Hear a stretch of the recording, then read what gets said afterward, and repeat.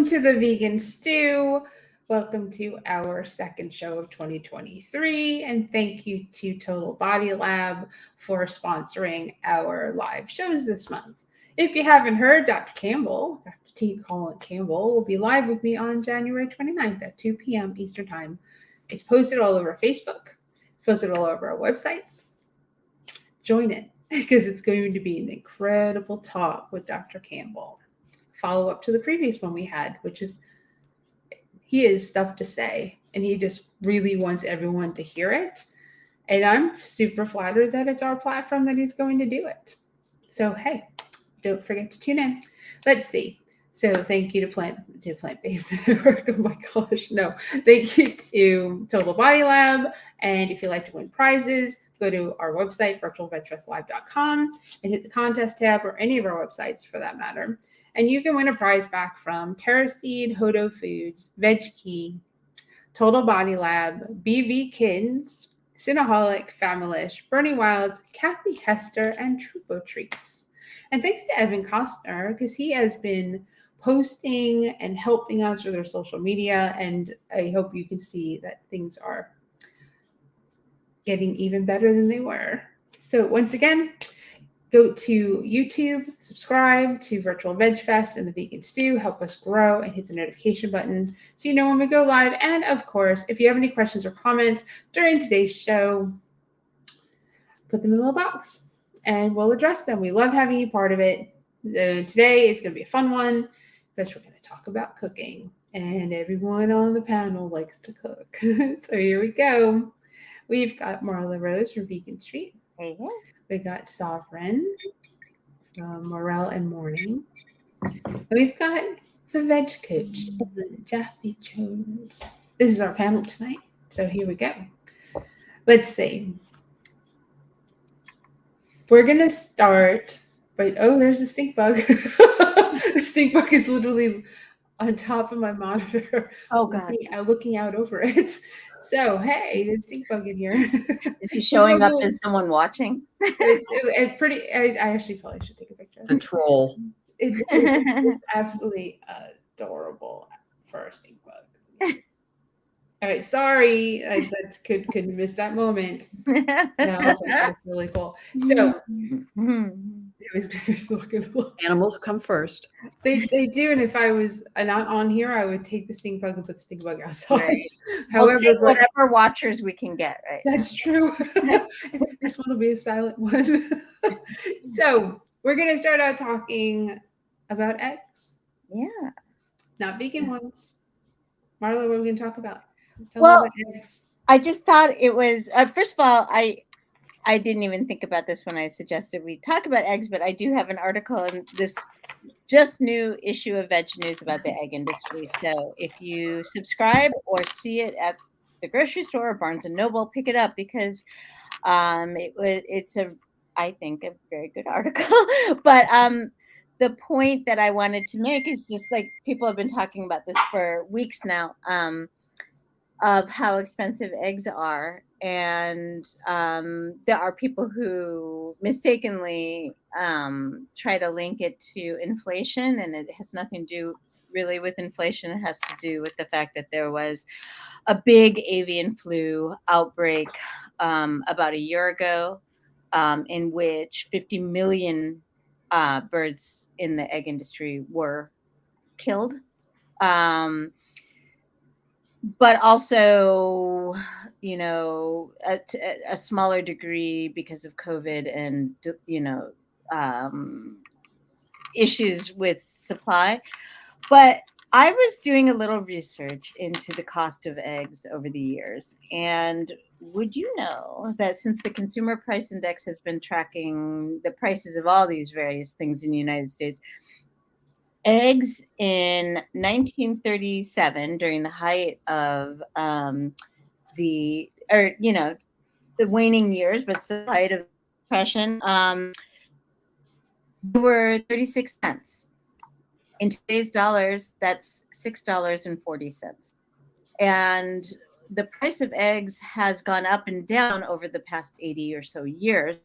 But has generally skewed way, way, way lower. And it wasn't high then because of the Great Depression. That's just like the natural cost of breeding. But like there's so many factors that go into making eggs artificially cheap. But I just think it's an important thing that people realize is the costs that are offloaded onto the animals, onto the people who live near these very polluting industries, the cost to medical care and that sort of thing. So anyway, there's just a lot of options for replacing eggs, and now is a good time to look into that. So how much are a dozen eggs at your typical grocery store? Do we know? I think there's quite a variance, but they're a lot more than they were, a couple of years ago. Like I think certain states it's higher, but I think it's like $6 to $8 or something like that. Some places lower, some places higher, depending on where you're looking. So, and how much is a thing of just eggs, which is a dozen eggs? It's like $4. $4 or $5, and then yeah, silken tofu that you can do stuff with when you're baking. You can add flax and water. You can add all kinds of things. So vegans have been, what's that? That's the show. Yeah, vegans have been replacing these items for years, not because of economic reasons necessarily, but we've figured out all these workarounds to these things that we thought, like there were no just eggs in the 1990s. There she goes. Eat vegan on $4 a day. It can be and should be affordable. So even today. Yeah. No, that's great. It's a great segue to what our show is about tonight, which is about cooking alternatives. That what do we use when we're cooking for something like eggs or dairy or cheese or pretty much anything out there? Like what do we do? What are your favorite things that you use? How do we use them? I mean, so we can start with eggs because before we move away from the whole eggs as a concept, let's just recall that they are the menstrual extractions of a chicken, for starters, in case anybody had any questions about that.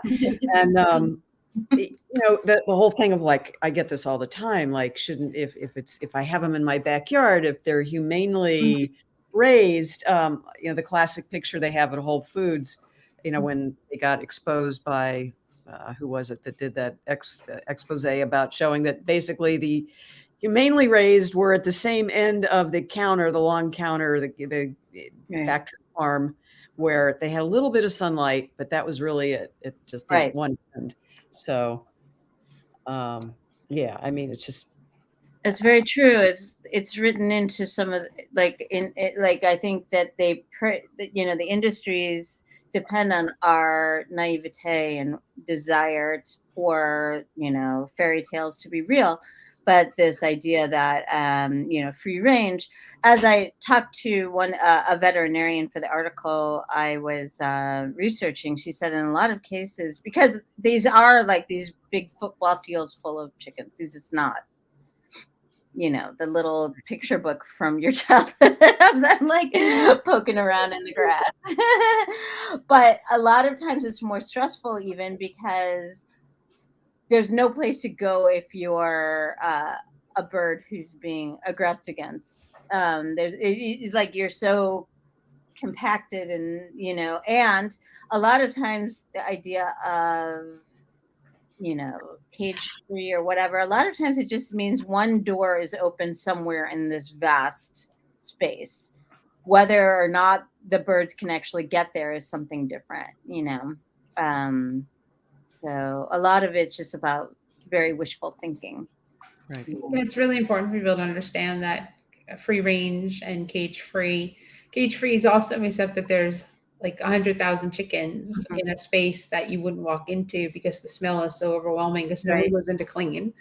And they do at that little door that they let a few chickens out. Right. And that's how they can call them free range. Right. And most of those chickens never ever get out. Right. So And they often clip their beaks so they can't peck each other, because otherwise they peck each other to death, which they do. The stress and the aggression, and then they've got so many issues with their respiration because they have been had their beaks, the ends of them amputated and filling with ammonia all day. They've had no painkillers, no treatment, no anything. So it's just it is an unnecessary product. Right. It causes so much harm, so it's so easy to replace. So like maybe we could think about like one item at a time, like maybe we could, because like with baking, when you're replacing eggs, it depends on whether you're using eggs as these different capacities of what they would. Right. You can't use applesauce to coat eggplant to make eggplant parm. So let's hope not. Yeah. There's one piece I don't, it'd be remiss of us to not mention. It's that the egg industry, like the dairy industry, is a very female industry. Mm-hmm. So what do they do with the boys? Right. And if you don't know, and for people who don't know, when there are male chicks, when I was an educator, I'd say, how would you like to die? Do you want to die by suffocation, or do you want to die by being ground up alive? Right. Those are your choices. That's the choice for the male chicks. I'm sorry to be a downer that we're starting. No, but I mean, it's reality. It's the truth. Yeah. But it's right. But that's what happens to the male chicks, and it happens immediately. No, and you can't release them because they'll die if you release them. So there's no winning there. Right. No birds are covered even by the very, false advertising of the Humane Slaughter Act anyway. So even their full-grown mothers who die at like 18 months to 2 years old or whatever, they're not. There's no requirement. That I think we have all these notions that there's like some guy standing at the end of a slaughter line who's like peacefully like giving them an injection. It's just terrible to think about, but but no, none of that happens, and it's it's up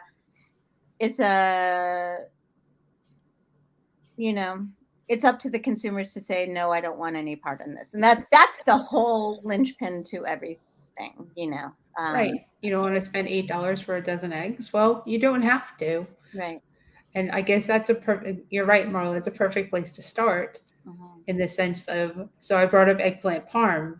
What would you use to coat the eggplant? Just egg, follow your heart egg, both liquids. That's what you need. You need a liquid. You can mix it with a plant-based milk to put in there to make the egg wash or whatever you're going to do with the flour. You can double. You can do wash, flour, wash, flour again if you choose. You can do that. For like a fried food, those are really good. Those are really good. Let's like say Dana will bring her back. I always use tofu for egg replacement when eggs are the main ingredient. I make an awesome quiche with tofu. Well, if you haven't tried making quiche with just egg, I highly recommend you do. It is. I used to make quiche with tofu. I made it with just egg. It is incredible. Yum. Yeah. You know what's even better sometimes? What? Adding a little. So you have the just egg and you blend it with some silken tofu and the black salt, and then it's really eggy. Super. Then you put that into a quiche? Yeah, then it's like it's got like the body of what you're expecting, but there was something I was going to use the hard the hard silken tofu or just the soft? At that point, it doesn't really matter because I think the just kind of adds the body it needs. But like any kind of silken tofu, that's a good question. But I think silken tofu is ideal for getting that correct texture. And the other thing I was going to mention is like if you don't want to use the store-bought product and you just want to keep it really simple, which is what we did in the 90s up until Just Egg was introduced, so when people discovered, as Susan mentioned, aquafaba kind of replaces egg white. egg whites. It's not like necessarily like the whole egg, but if you take ground flax and you add, 1 tablespoon of ground flax and 2.5 tablespoons of aquafaba, or 3 tablespoons of aquafaba, then it is so eggy in, not taste wise, but in terms of like the texture principles, in baked goods. It's perfect. So Right. You can also use the ground flax with water. You don't have to use it with aquafaba to make a substitute egg in baking, which that was sometimes what I makes did till I leveled up. you so I don't ever save the aquafaba from a can of chickpeas, and I also make my own chickpeas in the Instant Pot, so I don't have any aquafaba. So and I make chickpeas weekly. So it's when I get really low or I can't get what I need that I'll buy a can of chickpeas. And then I think about it and I just pour it out. Yeah. Don't hate me. I get really anxious when I get low on chickpeas. Like chickpeas are so important to my diet. They're so good when you make them. Like you take an organic raw chickpea and you make them in the Instant Pot. There's no chickpeas that taste. Yum. But we're gonna be able to do this by 8 o'clock. We can probably talk food for days. Right. But so like there's all kinds of things that people use as egg replacers in baking. So it could be like it again. Seltzer. So there's like mashed bananas. There's seltzer. Is that what you said? Yeah, but seltzer. They've done great experiments where they found that that's like the perfect egg replacer. Aquafaba or water and flax, all these things. So applesauce, yogurt. I mean, there's just look, Susan saying aquafaba can be frozen. Yes, that's true. Susan, you've been How long will it keep in the fridge? How long will it keep in the fridge? I probably tested that and still didn't use it, so I don't know. But yeah, to use in a main thing like a scramble or frittata or quiche or whatever, then you're not using flax and water. Hey, my son! That's my son. Magic. I mean, it is magic because you have to stop and think and go, who thought to do that? Who said, hey, let me drain my beans, because it's not just chickpeas. You can do it with other beans too. Right. And let me put this into a mixer, a high-speed mixer, and mix it. These two French fries. Yeah, and Goose, the guy Goose. But that's the thing, is that's what I keep trying to convince vegans of, is we are so resourceful because we've had to like find these workarounds over the years, and like sometimes you're craving something that you grew up with, or you're remembering something that you want to try. So, Dana, anyway, it forces you to be resourceful and creative and experimental, so. It's so sweet. I love when the chat, they just all start chatting with each other. That's really fun. So yeah, those are amazing egg replacers.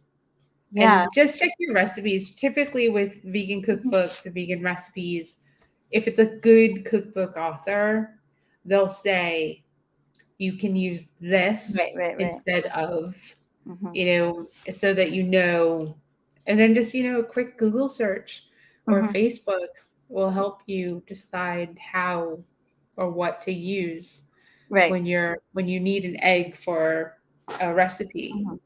Like I use flax most of the time for like a replacement egg in baking, but it can give a gumminess that you may or may not like as a finished product.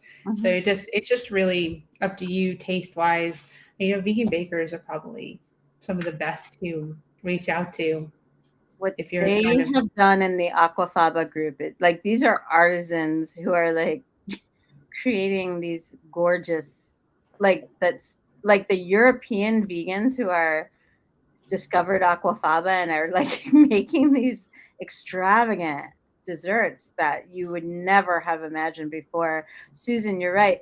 That baking powder and baking soda, correct. The other thing I was going to mention for anyone who's not familiar with Just Egg is you just use it 1 for 1. So if you're converting a recipe and it calls for 3 eggs, you use that equivalent amount. So I think it's like 3 tablespoons of Just equals 1 egg, something like that.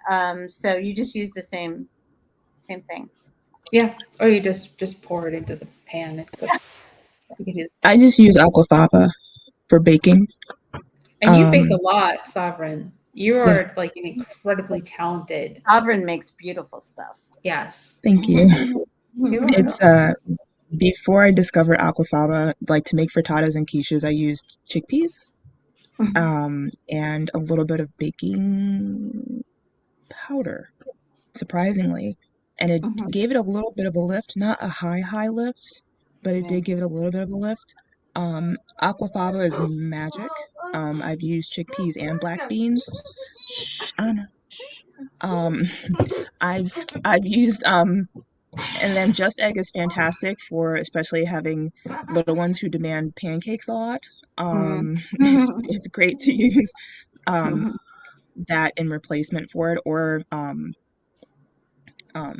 just really literally anything that you want to use, like for baking, for cooking, fried rice. If you're doing like an egg fried rice or doing anything, it's amazing. But aquafaba has been, even for when I do buttercreams, it's been fantastic for meringues. It's been fantastic for just everything. And I did make meringues. I made the orange and black ones that I made. That was just aquafaba with chickpeas. I did a vanilla A meringue. and pumpkin meringues. Those little droplets. It's on my Instagram. That was just aquafaba. Can you put your Instagram handle in the chat? Yeah. Because I think people need to see what you're up to, because it's really I got Ruby barking. We got kids talking. It's like real life. Yeah. A live show. Yeah, that's awesome. I used to make pancakes with applesauce. Yeah. So. That was the way back in the day, right? And it's fine, right? Like, it's not like you were like, I can really take the applesauce here. But even if you did, it's still good. You know, it's not a bad thing. I mean, you make apple pancakes, like apple jacks. Like blueberry pancakes. Right. Yeah. Yeah, I mean, and now, I mean, It's Really Vegan has created a pancake mix, so you just add water. And it's incredible. What's it called? It's Really Vegan? It's Really Vegan. So it's reallyvegan.com, or virtualvegfestlive.com has them for sale.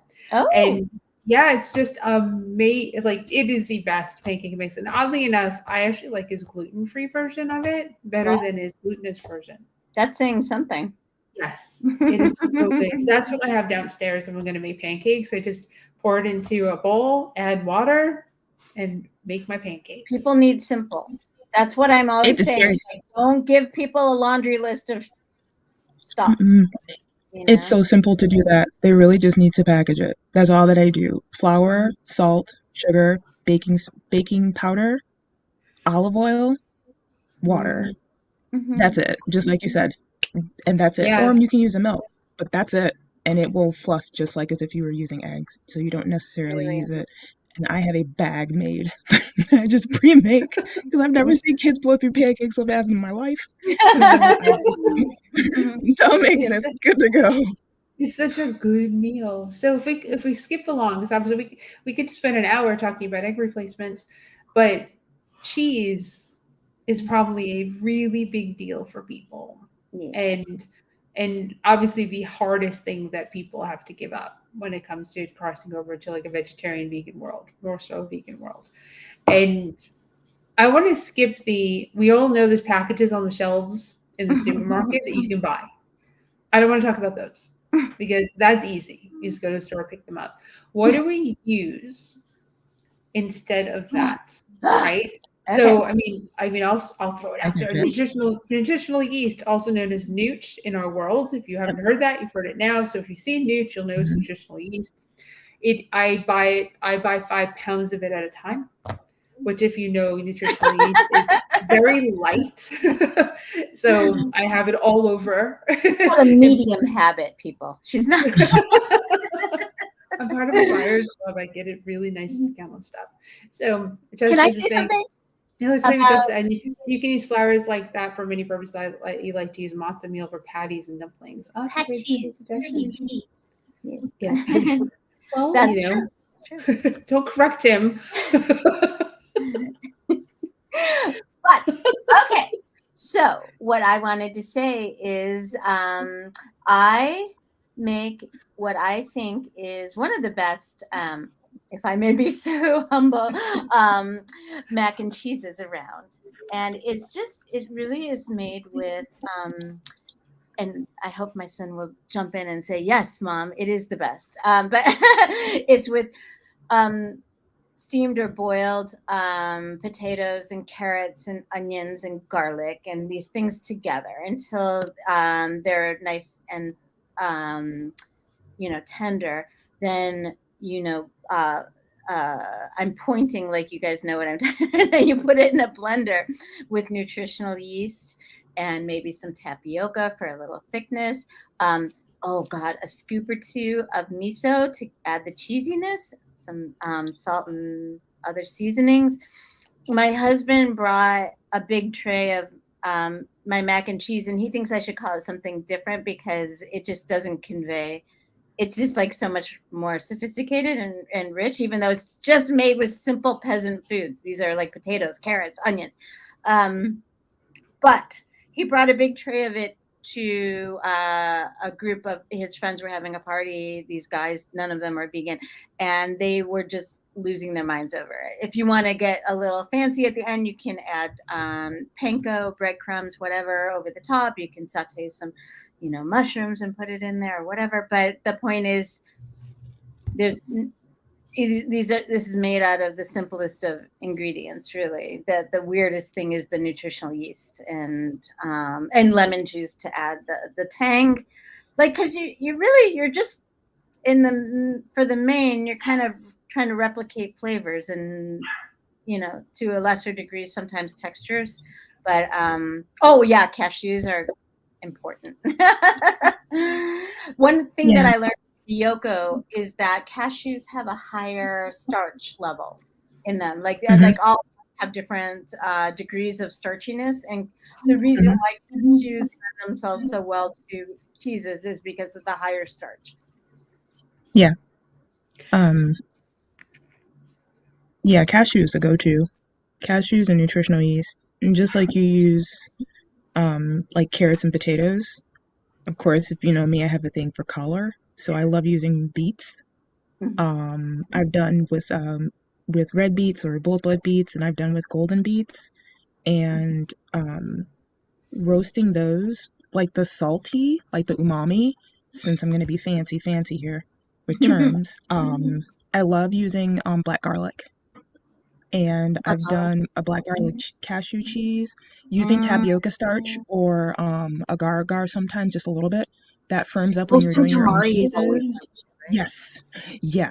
Add that and if you're doing your own cheeses too, it's actually not that difficult to do. And for people who may have sensitivity to nuts, I've done with sunflower seeds.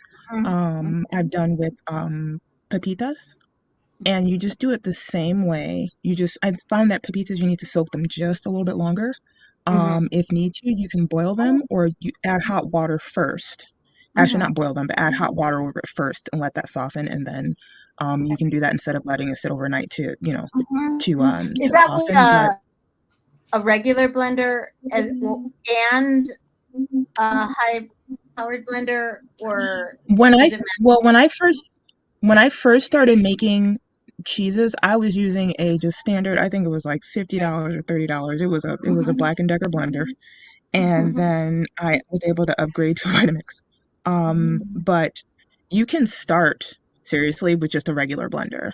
The thing about it is depending on how fine that you want it, and if you're wanting that kind of either gritty or you want it extremely smooth, you can do, if you don't have a high-speed blender, another thing that's great to have is a food processor. That thing works wonders too if you're really trying to get it more smoother and finer. But I wonder also, like, cheesecloth, would that be helpful? Yes. Cheesecloth, especially if you are doing when you're soaking your nuts first, and then cheesecloth you don't necessarily need for. Okay, so there are two ways that you can go. If you're like making your own milk, then you're gonna need the cheesecloth. Because you would, of course, and I should be quite clear because that's exactly what I did. I would take the pulp from the nuts, and just dehydrate those and use that for flour, for almond flour or cashew flour for something else. But when you have control of, like, when you're making your own milk, then you get to add in the thickness. You get to control the thickness.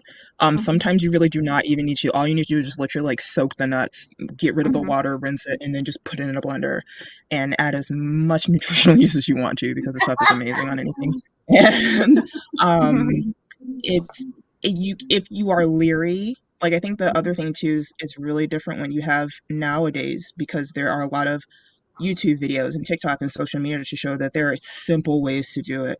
Because I first started off saying this was just way too difficult, or this is going to be too taxing, and it's really not, and it's easier. And there's nothing wrong with going to buy in the store, in terms of the specific brands that you may like when it comes to the vegan ones, but it's more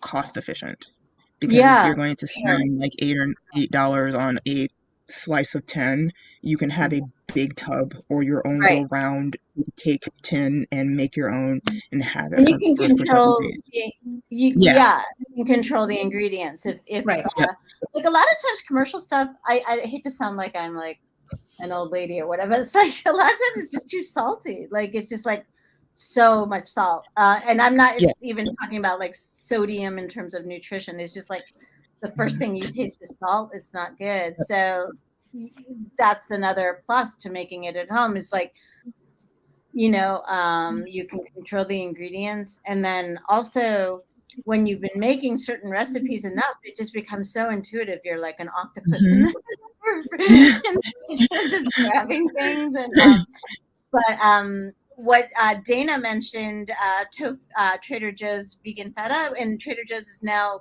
getting much more into vegan cheeses than they ever were.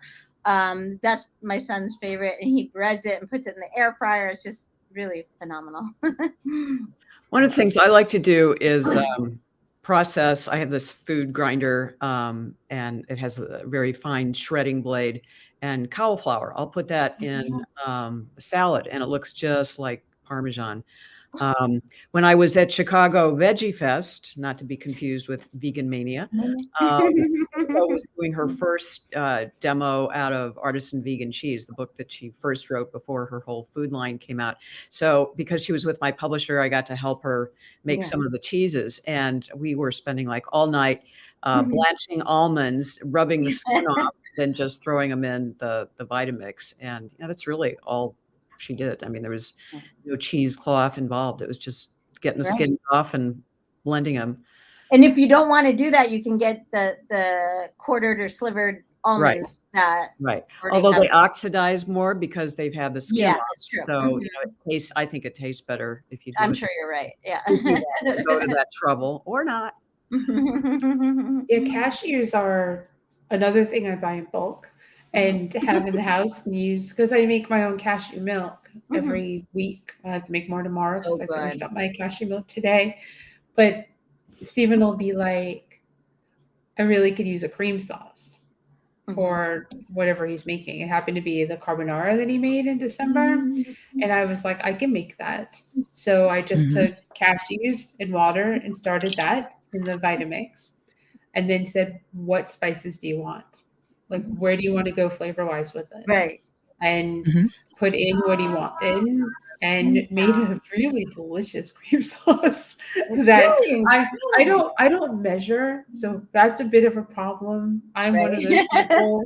So Can I give a little shout out? I want to just mention, because she's an old school vegan who was experimenting with making vegan cheeses back in the 90s. So Joe Stepaniak's Uncheese Cookbook. That was one of my first cookbooks that I ever got as a new vegan. And so she was making a lot of stuff with not only agar, but also cashews and miso, and creating these flavor profiles that are basically cheese, So it's not to say she was the originator, but to say we all build on each other, and her that cookbook is really fun. But I think that was the basis of the mac and cheese that I make today. I've just made it so many times I can't remember, But yeah. Oh, here we go. Oh yeah, Tofu Cookery is a great cookbook. There's some from there. Yeah. I can't remember the last time I actually cooked from a cookbook, but that was in frequent rotation back in my early days. Right. Yeah, it's a great one. The Uncheese cookbook, that was Josie Pena. Yeah. Right, because that, just to plug Book Publishing Company, we should plug Book Publishing Company was one, that's Ellen's publisher, also Joe's publisher. So if you're interested in any of the books by either of them, you can go to Book Publishing Company and check them out, or Amazon. And after Joe, I think, cranked out her last cookbook, but then it wasn't her last cookbook.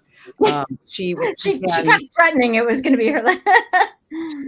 She, became what I guess is known as a recipe developer, and wrote recipes for some of the other authors who did not maybe have the inclination or talent that she did to do the recipe. Basically a goddess. It's pretty amazing. Yeah. But what's that? Sovereign, go ahead. We can't see you, so we don't know. I just kind of wanted to touch back to sauce. You were talking about sauces. Coconut milk and coconut cream, full fats, are amazing. I've used them for stroganoff bases, used them for carbonara bases.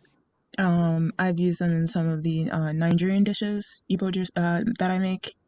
Of course, using them for ice creams. Like when certain people are looking for things for sauce purposes because you're trying to find that thickness for fettuccine sauces. Those are, just having something that will thicken cashews with the starch to help as an agent, and coconut milk, either canned. You can even use I think it was in a pinch. I was looking to get canned full fat coconut milk, and I was like, I'm not paying $5 for this. So I was like, what is an alternative? And Planet Oat, extra creamy coconut milk came in like that. Yep. And it really helped. It was just as great, and you still have plenty left over, and there's so many more choices than when I became vegan in the 90s. And I think we just know so much more, right? Like we know. Well, there's also more information highway, so we have more information in front of us too that we can consume, or get pissed off or have people be mean and stuff like that. Stemming off of that, tofu is also another great way to create a sauce. Silken tofu, I do organic soy. That's important to me, and it probably should be important to you. I do organic soy, so I always have organic silken tofu in the house in the little packages that don't have to be refrigerated, and I can throw that as a base of a sauce, or like to put as a dressing on pasta, or however you want to do it. But I can also take it and throw it in with some melted chocolate chips and some plant milk and some vanilla, and I can make mousse. For sure. Really, really easily. And just put that baby into a bowl and have it set in the fridge, and you have the want to put it in a pie crust too, then you can be extra fancy. Yes. That is an old school recipe there. What's that? Oops. Okay. I get so dyslexic when I do this here. There's the mousse. It's really hard to do. Yeah, that's so people get a little sick, but okay. But it's in there. All right, so we actually have a question. Back in the day. Is there any concern over the ethical issues with how coconuts are harvested? In terms of monkeys or other animals being exploited, I think primarily monkeys, but there are companies that have an ethical statement that I think it was called Harmless Harvest or something like that. They only will use ethically sourced. We should be trying to do that with all of our ingredients, right? I look for ethically sourced only as much as possible. Yeah. Palm oil is a major thing that's used in a lot of ethnic foods, especially in Nigerian cooking. I try and look for ethical, and if I can't find it, I substitute it with a different, It's easy enough, right? Yeah, and chocolate too. Chocolate you want ethical as well. Palm is it's challenging because palm oil, the way it's used for traditional dishes, there's a specific flavor. Like it does something. So, I mean, I don't mind. I tried to stay as close to traditional, but I will scour and go hunting several places and research a company to make sure that it's ethical. Because if I'm doing any recipe development or anything like that, I'm not going to quote unquote say, for it to be trendy. I will search. I am the person that stares at labels for hours on end in a store, or will look to make sure that it's an ethical company, that it's not harming any animals or the environment, or if it's being used where you are using people from different countries, make sure that the money is going to them and you're not just using them for exploitation. I'd rather it be tedious to find those than to just grab something and then claim that it's ethical, because you're doing a disservice. And I think that kind of comes back to the whole, like, should eggs be as cheap as they are? Should we be able to buy these things that are quite taxing to, like for me, living in the climate I do, I'm not going to naturally just see coconuts, or coconut, it has to be shipped, coconut milk has to be shipped here. But so, like, trying to pay a fair price with ethically aligned companies is part of the whole thing, right? Yeah. And do we need to say why cheese is so addictive? Because it has casomorphin, as in morphine. Literally addictive, right? I mean, it's made for baby cows to keep coming back constantly to mama to nurse and grow very large very quickly. And it has a similar effect in humans, which is why it is so hard to give up. And it's so hard to replicate, right? Because we don't have the same kinds of addictive qualities in kale and cucumbers and,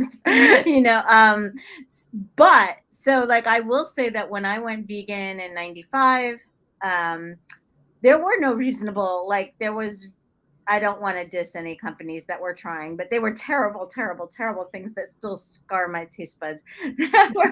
There were like 2 brands and awful, awful, awful. But so you just had to quit. If you knew what you knew and you wanted to go vegan for the right reasons, you just had to quit. And so when reasonable vegan cheeses came out on the market, like 10, 15 years later, I still prefer like a pizza without cheese, because I just got used to that was right. It's so funny you mention that, because Amy's used to have a cheeseless pizza, and I went looking for it this week in the grocery store and couldn't find it. I don't know. Caramelized onions underneath. Yeah. Exactly. You can't find it. You can't find it at all. That's how I kind of get the kids into pizza. But I noticed that if you do have a hard time finding a cheese, or like I don't have time to make it, pesto. Pesto works. Pesto is perfect. It works wonders. Right. And like that's what Ellen was saying, like if you make a big batch of caramelized onions, and then that's like you're like, oh my God, it's so rich and tender. It's like what people eat. What's that duck liver pate? Everyone goes crazy about. Foie gras. Yeah, it's like, but like if you just look at it, I've never had that, of course, but like if you look at it from the perspective of like, this is so rich and delicious and sweet, and you make onions into something that tastes like candy. And you're putting it on bread. You're just putting it on a form of bread that's like pizza. Like ham. Yeah. You can't go wrong with caramelized onions on any type of form of bread. Exactly. And I think that's kind of what, to Sovereign's point, like if you just kind of, I think one of the things that vegans learn, especially those of us who went vegan a while ago, is you just learn to be adaptive. Like, so if there's not this kind of cheese and there's not this kind of whatever, what can I do to make this happen? And the mushrooms really saute well too, and all the different kinds of mushrooms just really are rich. Not in my house, but I get that it's in other people's houses. No mushrooms allowed in this house. The smell of them sauteing actually makes me sick. Nice. So Oh, yeah, it's really I'm sorry. Steven likes mushrooms, so when we go out, Oh, I'll I be love like, "Oh, look, you can eat the mushrooms." Because better load up, buddy. here's your chance. I love They're high in vitamin D too. Oh yeah, Molly. They're really healthy for Molly you. knows. Molly They're like knows. stupid healthy for you. I get that. I just have a I child. used to work at a pizza place. I was the only vegan working at Little Caesars, and Oh, Little Caesars! Oh my everybody, god. yeah, everybody was like, when I would like make like a snack for myself, and there would be, because I would go and have to dough myself because like I don't know what you guys did.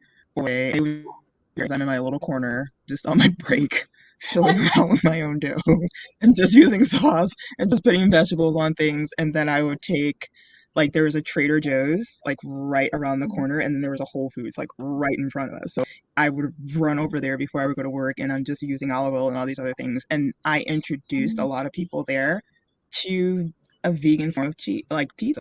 They were like, really? Like, I mean, it's the shock. And I think they're looking for that fatty aspect. You're looking for the saltiness, Right. the fattiness. Exactly. That's what you're looking for, and there are other ways to kind of replicate it. But, yet again, a lot has changed. There are way more options. I'm happy for, Generation Z and Generation Alphas here because they get to know that there's so many options. You can make a cheese with avocados as well, and nutritionally. I mean, there's just so much that you can do. Use pine nuts to give that same type of, taste.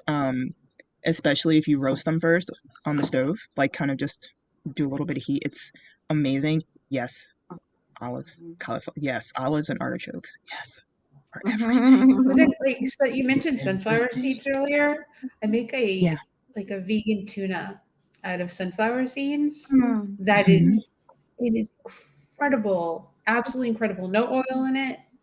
Pickle Nice. juice is a big thing to help with flavor, and it's and Pickle pickles. juice, yes, for Pickle sure. juice and pickles in Mhm. there. I think one of the most important things, because I'm hungry, and I'm like, this is not helping, and dinner is cooking like downstairs, and it's going to start to smell up here really good. And I think one of the most important things for people is just remember that I know there are people in the kitchen that have to be exact and measure and follow recipes to a T. Recipes are a guide. Mhm. Don't be afraid Right. to go outside the lines Mhm. and know what your palate is, know what your flavor profiles are that you enjoy, Mhm. what profiles you want to replicate from foods that you had pre-vegan or as vegetarian or whatever that is. Just know that, as Andy from Compassion Company's shirt says, anything you can eat, I can eat vegan. So if you have any questions or comments, or you can reach out to any of us, or social media is your Like talking friend. about food. We love talking about food, and we all love to cook. So Can I say something? yeah, I think part of this whole thing too is a willingness to be flexible and understand that something's not going, just because something doesn't taste exactly like what you remember, it doesn't mean it's lesser than, it doesn't mean it's worse. It just means it's a little different because it is made of different ingredients, and that's okay, So I think part of the process of all of this, one of the things that I've learned over the years is, like, a lot of people come to me and they say, I thought I loved food before I went vegan, but now that I'm vegan, that everything tastes so amazing. And part of that is that you don't have dairy killing your, coating your palate, but also you just become so much more adventurous and wake up so much more to the different possibilities. But I think that that's got to be part of what makes a successful long-term vegan, is a willingness to adapt and adopt and have a fairly flexible attitude. Doesn't mean that you have to be thrilled with everything that you make, but a willingness to get back on the bike and try it again, and yeah, I mean, that's essential. Well, to explore. And then Susan said something too. She said cooking is an art. baking is a science, and I add to that food is a canvas. So paint. Oh, yeah. That's what it is for. Paint in what multiple and various colors that are available with fruits and vegetables and what nature has provided. You know, they say that there is a rainbow, and yes, the rainbow, which mostly consists of the reds, the yellows, and the greens, but there are the purples, the blacks, the reds. The first time I entered DeKalb Farmers Market, I swear I was just like, I'm never leaving here. After, after discovering like black radishes, and I was just like, what is all this over here? It's purple. And they were just like, well, we know where the Sovereign's going. She's over there. Let her be in her little world with those colors. And I was just enamored with how much is there that some people don't know. But if you cook with what people may not, or they may see it even in the store and not know what to do with like purple cauliflower. I've made popcorn in a dehydrator. Like I've done, what is it? I don't remember the company. I buy their stuff all the time. The kale. They do kale chips, not Brad's. I love those too, but it's another one. They've started doing cauliflower. Now they do mushrooms. I can't think of the company. It'll come to me, but yes. I just started doing that with a dehydrator, and it was just the best thing. Doing it with like black salt and just cauliflower and tossing in oil and putting it in the food processor, and it's just the prettiest, deepest, just indigo color that you can just look up. And I'm a visual person, so it was just really, really cool to find other things that you can do, and you know, sensory via any way, via smell, via taste, via eyes, explore. That's why it's here. It's just really fun. Not so serious, right? Right, and spices are your friend. Yes. Spices more than salt and pepper. You don't even need salt. There's a ton of spices, and one of my favorites is they're all organic. It's Pinch Spice Market out of Kentucky. What's it called? Pinch. What a great name, right? Like a pinch. Yeah. Spice Market. All their spices are organic, and my cabinet is filled with them. They've got mixes that they have a Buffy Vampire Slayer mix, which you can guess it's a garlic mix that goes into almost everything that I cook. Janice, you're welcome. They sell online, I presume. Yes, they sell online. Okay. Absolutely love them. Small company, love supporting them too. And Ellen, I like blow that away spice wise. Oh wait, that's just half of them. There's another company, I can't think of them. They're a World Market. What are they? That's where I got black lime. They're a World Market. I got black lime from there. Black wine? Like it's black lime. Oh, so lime. They sell it small, and I just pureed it with a coffee grinder. Oh, that's and love it. What is happening right there? All right. Well, speaking of spice, we were looking at this one here. The other thing I was going to mention is do not buy your black salt at Whole Foods. Get that stuff at an Indian market. I mean, come on. Yes. It's ridiculous. That's where I get mine from. Yeah, and a lot of times you can find way more fun. Like, I mean, we didn't even really get into the whole range of legumes that you can find at like Indian markets and stuff like that. The different nuts and seeds that you can use to replace ground beef. Use that with some like steamed cauliflower and the seasonings. It's so yummy. You got textural vegetable protein. You've got soy curls. Oh, I love soy. There's barley wheat. Barley wheat. I mean, obviously rice and millet. Or millet. Yeah. You can take quinoa and you can turn quinoa into a meat as well and spice it and flavor it. I mean, and oats. You can do that with oats too. Kathy Hester's big on taking oats and turning them into like a meat substitute you can use. Is that, I mean, we can go on for days. Yeah. But I'm just glad that we touched on what we did touch on, because I am going to close this out. So, because I really want to go downstairs. Black lentils. Thank you, Susan. That's awesome. Oh, there's like cute little things. Yeah, sorry. Here we go. What are we doing? Save cash quinoa loaf. Oh yeah, that's awesome. Yeah, definitely get Ellen's book because it's still applicable today. That you can get for $4 a day and eat healthy. So and simple, definitely because check that out. expensive is complex. Simple is cheap. Yeah, Expensive.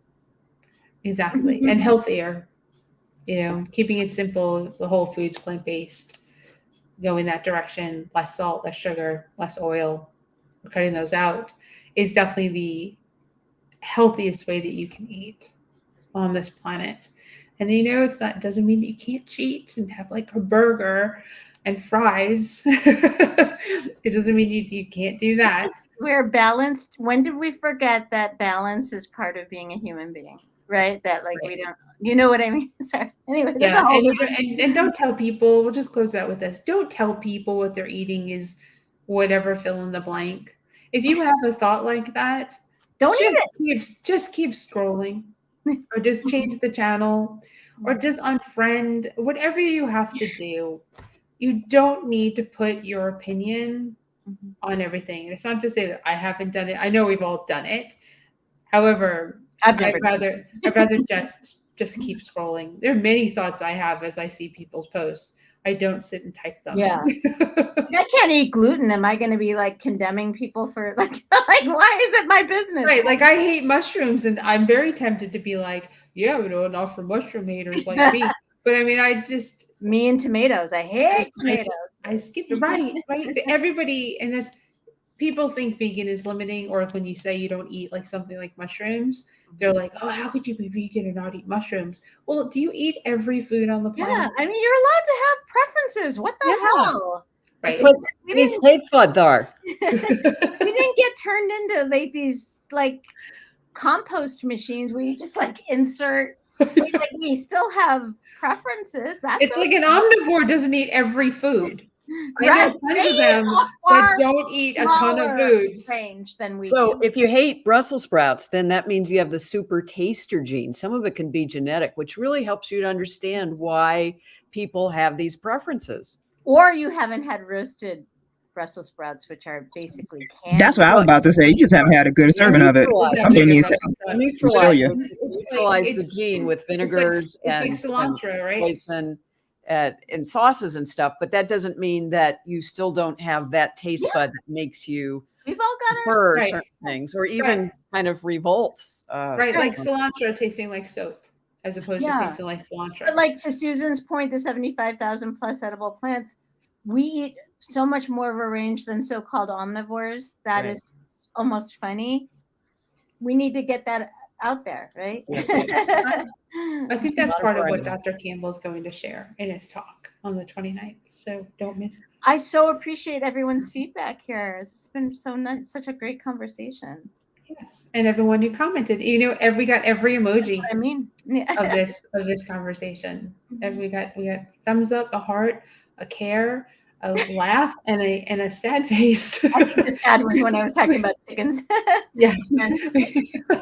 All right, let me close it out. So thank you, Marla, and thank you, Sovereign, and thank you, Ellen, and thank you for joining us for another Vegan Stew. We will be back next week, and the topic, because I looked it up while we were live, is going to be finding community within the larger vegan community. I think we're going to get a little deep next week, which we like to do after a very easy show, like talking about food. Well, thank you, Dana, for joining us. We appreciate it. Once again, go to virtualvegdresslive.com, enter our contest. Follow all our social media. You see them at the bottom. Some of the stew crew is not here tonight, and we kind of pop in and out as our schedules permit. And hit the notification bell for YouTube and subscribe. Help us grow our channels. Help us grow everything that we're doing. And, have a good night and enjoy your dinners if you haven't eaten yet. Thank you, Bree, as well. And be kind. Thanks, everyone. Have a good night. Bye.